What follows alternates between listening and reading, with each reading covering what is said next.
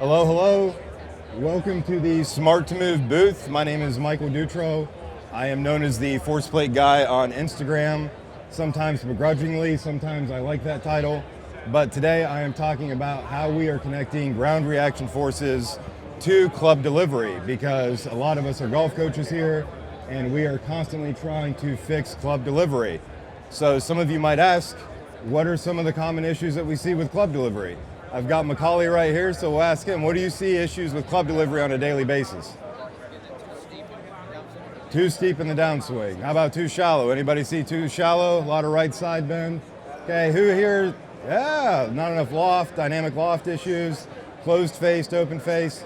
These are the problems that we have been teaching since the beginning of golf instruction, and this is where a lot of us struggle the most, because we come up with a drill or we come up with a solution for one of these things and it works really well and we're excited, and then the next thing you know, we go to the next person and it doesn't work at all. And that's very confusing and frustrating for us as coaches, and for a long time we weren't really understanding why it would work with one person and why it didn't work with the next. So back in 2018, I was one of those very frustrated golf coaches. I couldn't figure out why some of my solutions worked for some and not for others, and I was just really losing my mind. And I had a launch monitor and I was told that would give me all the answers, and unfortunately it did not. It told me what was happening and it made the issues very clear, but it didn't tell me why. And luckily my TrackMan rep at the time asked me if I had heard about these things called force plates. And like a lot of people walking around here today, I had not heard of force plates. They were a totally new technology. We didn't even have these 3Ds at the time, we had 1D. And if any of you remember body track, that kind of tracks how we move pressure. That's a one-dimensional force, which is basically what these force plates were, was one-dimensional force. And the cool thing is that I met Gregory and JP, and at the time Veronique was here, and that was really the whole company. They didn't have this awesome booth behind me, they didn't have these 3D force plates, but they had a solution. And when I talked to them and they started talking to me about the body, that was a new concept for me, because I am a golf coach. I am not a PT, I'm not a trainer, I am none of those things. So the really cool thing is when I started talking about the body and understanding the body and how it moves in time and space, all of a sudden I started seeing the reasons why this club delivery issue was happening. And that's really, really important, because we get paid not to tell a person what they're doing wrong, but how to fix it.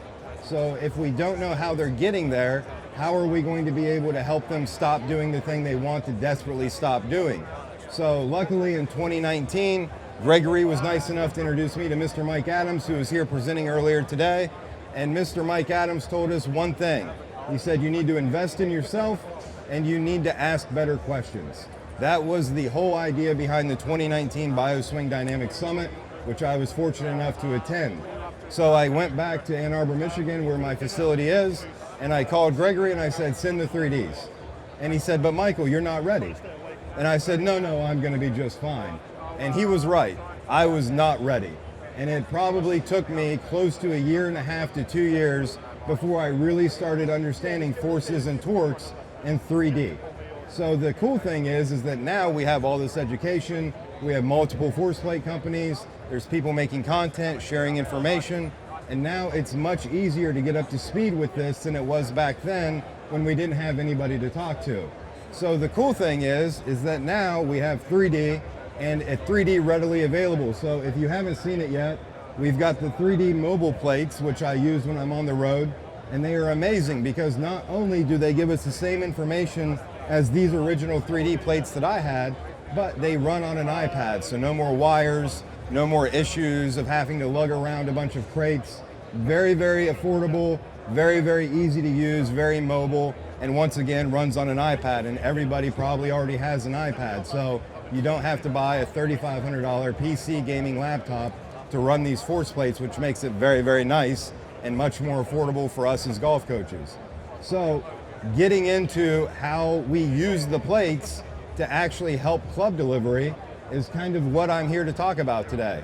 So how many of you here have people that get into early extension on a regular basis? Anybody? Raise your hands. Okay, a lot of early extenders out there. How many people have players that get into way too much right side bend if they're a right-handed player? Okay, a lot of this, right? Why do people side bend? Anybody want to venture a guess at that? No brakes, okay. That's a good, I like that answer. There's maybe a slightly simpler answer. We'll get to the brake. Everybody loves to talk about brakes. Shut club face, okay, you're getting closer. Anybody else want to venture a guess? Why do we right side bend? JP, why do we right side bend? Push, okay. There's a simpler answer. See, JP's a biomechist. We gotta slow it down. How about buy time? Oh, yeah, see, that's a simple answer. I'm getting a little bit of a head shaking here, right? Players are trying to buy time. They don't have any.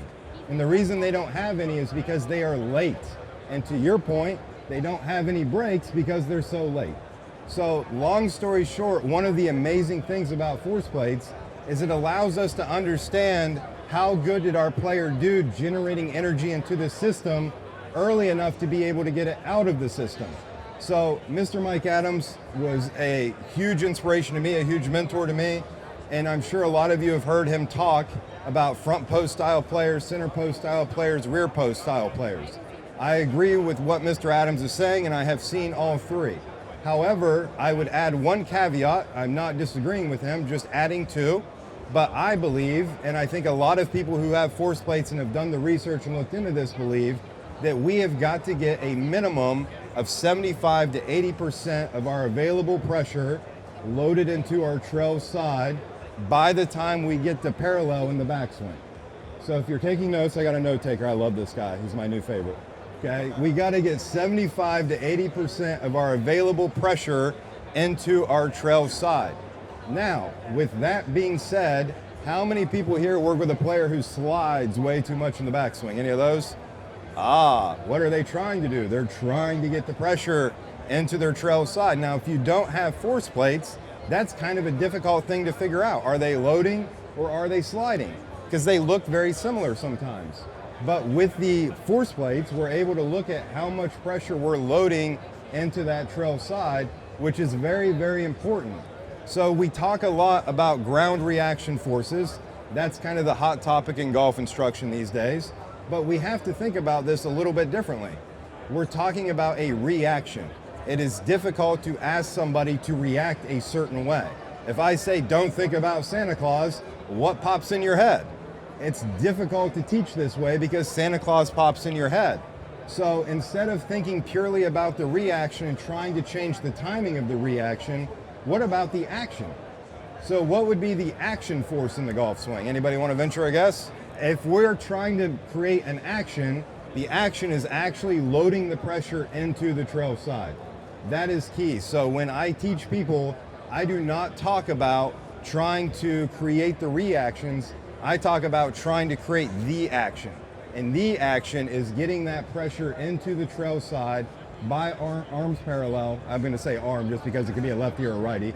But we're trying to get the 80% of our pressure into our trail side before we get our arms to parallel in the backswing. That's very, very important, and there's some reasons for that. One of the things that happens when we get our pressure into our trail side is that we stabilize our trail femur, which is the big bone in your upper leg. And that's very important because when I stabilize that femur, I can now stretch and create the thoracic rotation that we all know that golfers need to create energy and power and transfer it to the ball during the golf swing. So when we think about why this loading of pressure is so important and why we need to measure this, it's really a matter of physics. So if you think about a golf club, which unfortunately I don't have up here, but if you think about a golf club, the lie angle of the golf club is not 90 degrees. Okay? Nobody's playing with a golf club that upright. Bryson DeChambeau almost looks like he's 90 degrees when he putts, but he doesn't look that way with a full swing. The reason I bring this up is that when I put the golf club into motion, the golf club wants to move behind me. How many people here have seen a golfer with a backswing that's quote unquote too flat? Any of those? Okay, well the golf club, when I put it in motion, that's the same thing as saying I accelerate the golf club. Well, the golf club has mass. So if the golf club has mass and I accelerate it, the golf club has a force that now acts upon my body. And we know that the linear force of that golf club is trying to move behind my body because of the lie angle of the golf club. So we have to do something to counter that linear force. That's very, very important. So if we want them to react well, we have to make the action good as well.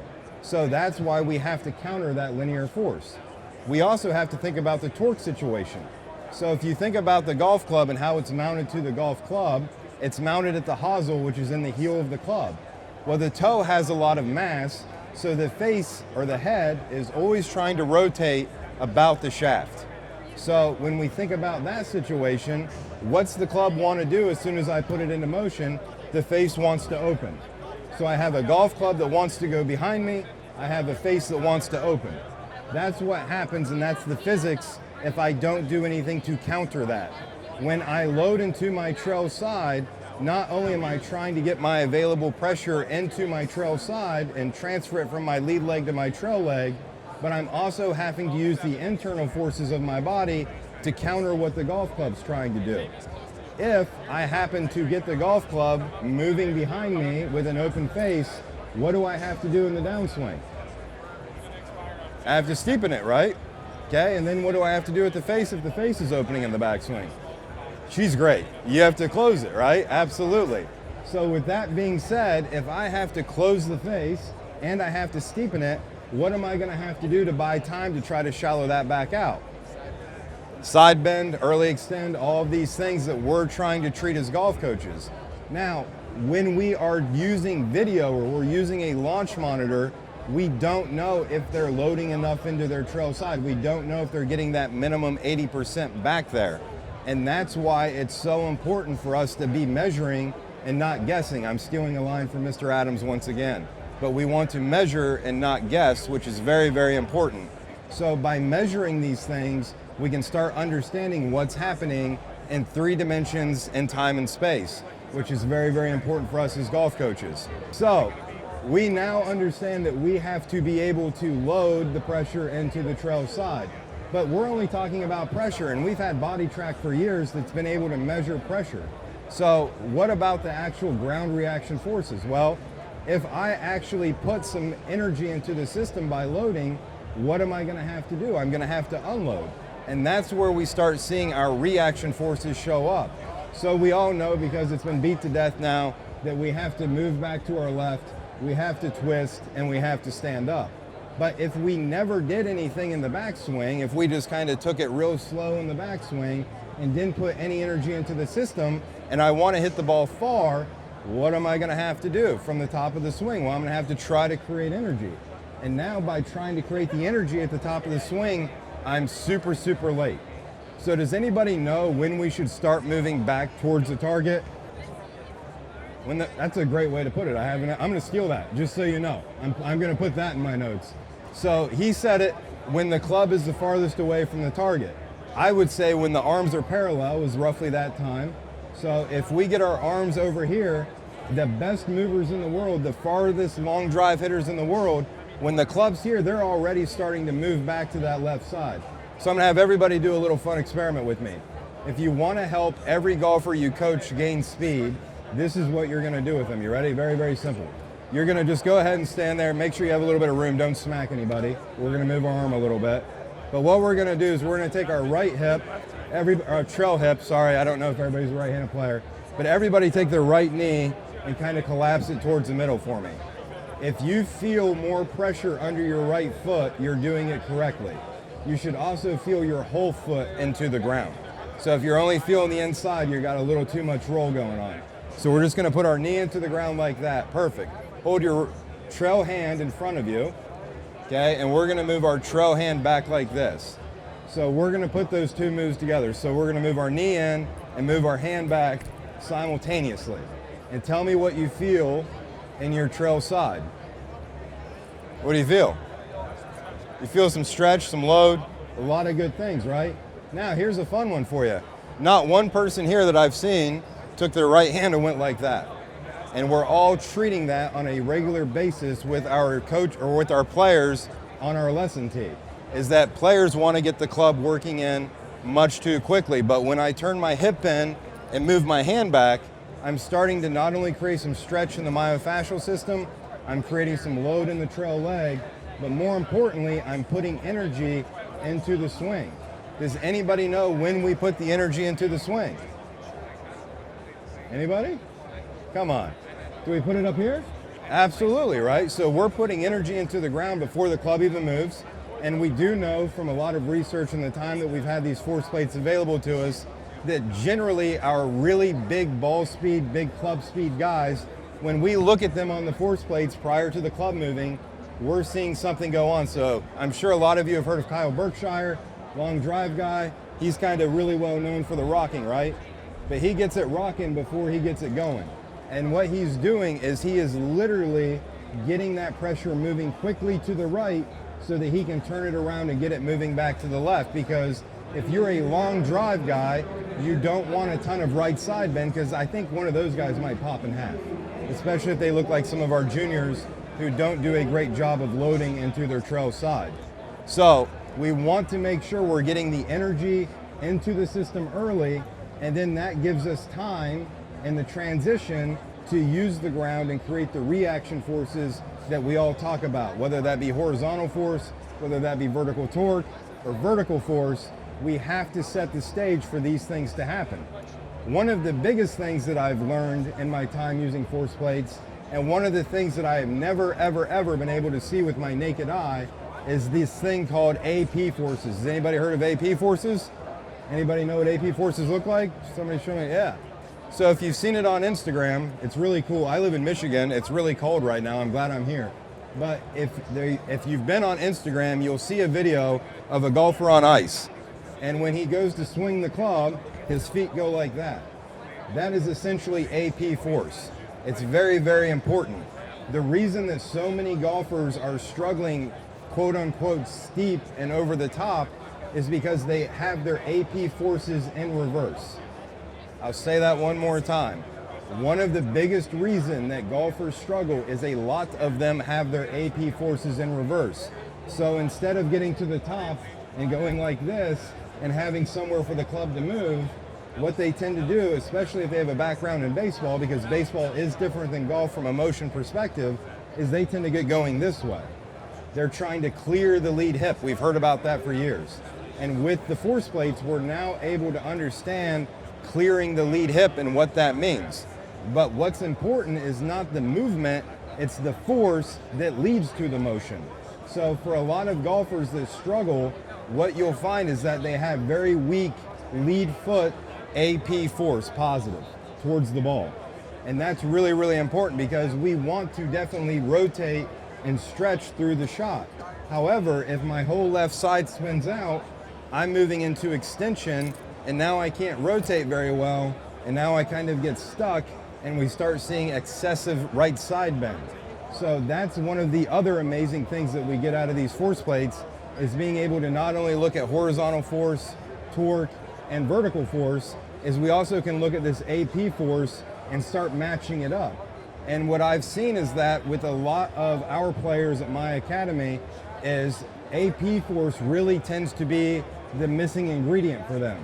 If they do enough frontal plane work, I hope everybody knows what that means. If you divide my body in half, looking at the seam on my pants and the seam on my shirt, everything in front of that would be the frontal plane. So in golf, we use 3 planes of motion. So we got the frontal plane, we've got the transverse plane that we just talked about with the ice analogy, and then we have the sagittal plane, which is the spine going into flexion and extension. But a lot of golfers really struggle with this transverse plane, and it tends to be one of the things that if you can help a golfer understand and fix, it not only helps them hit the ball farther in some cases, it really helps them gain some club face stability. Because a lot of golfers who are getting into that right side bend, they're literally moving their upper body away from the target. So they have to get the club on the ball, so what do? They dump it, and they shut the face. So what do we have to do to help them? We have to get them some time to be able to get onto the ball before everything wants to release. They can't do that when they're backing up because of this extension coming out of the lead side. So getting them some more AP into their lead side is gonna allow them to create more of a stretch and create more stability through the shot. So something simple like AP force can really be the difference maker for some of your better players, or even players who are struggling all of a sudden out of nowhere that they really don't understand.